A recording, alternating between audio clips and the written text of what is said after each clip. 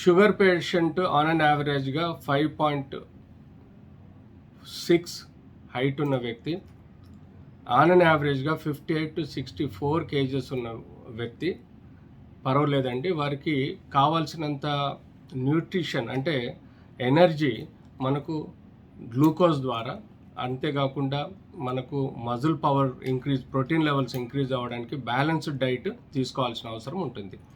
ఎప్పుడైతే ఈ హైట్ ప్రకారం వెయిట్ తగ్గిపోతుంది, కొంతమంది 45-46 వెయిట్ మెయింటైన్ చేయటం వల్ల వారికి ప్రాపర్ న్యూట్రిషన్ అందకుండా పోవడం, వాళ్ళు కొన్ని సైకలాజికల్ ఇష్యూస్ వల్ల యూజువల్గా నార్మల్ డైట్ తీసుకోకపోవడం, షుగర్ సరిగ్గా కంట్రోల్ చేసుకోకపోవడం వల్ల వాళ్ళకి సమ్టైమ్స్ హైపోగ్లైసిమియా తక్కువ, అంటే షుగర్ లెవెల్స్ పూర్తిగా పడిపోయే ఆస్కారం ఉంటుంది.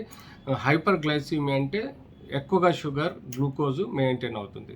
సో ఎప్పుడైతే వెయిట్ తక్కువగా ఉంటుందో, ఆన్ అన్ యావరేజ్ హైట్కు వెయిట్ తక్కువ ఉంటుందో వాళ్ళల్లో ఎనర్జీ లెవెల్స్ తక్కువ ఉండడం, దానివల్ల గ్లూకోజ్ శాతం లేకపోవటం వల్ల హైపోగ్లైసిమియా తర్వాత వాళ్ళకి సడన్గా కళ్ళు తిరగడం, చక్కెర వచ్చడం, పడిపోవడం.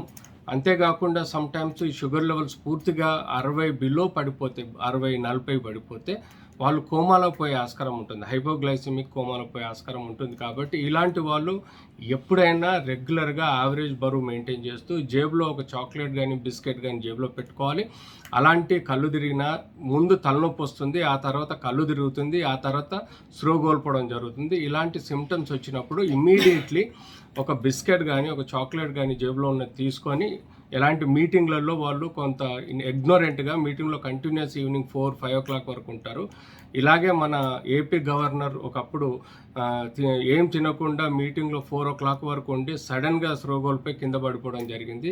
అప్పుడు ఇమ్మీడియట్లీ ఆయనకు మాజా పానీయాన్ని, అంటే ఏదైతే మామిడి పళ్ళ రసం ఇవ్వటం వల్ల రికవర్ అయ్యారు. సో హైపోగ్లైసిమియా రాకుండా ఇలాంటి లో వెయిట్ ఉన్న వాళ్ళు తప్పనిసరిగా కేర్ తీసుకుంటూ వాళ్ళ డైట్ ప్రాపర్గా మెయింటైన్ చేసుకోవాలి. తద్వారా మీరు ఆరోగ్యంగా ఉంటారు.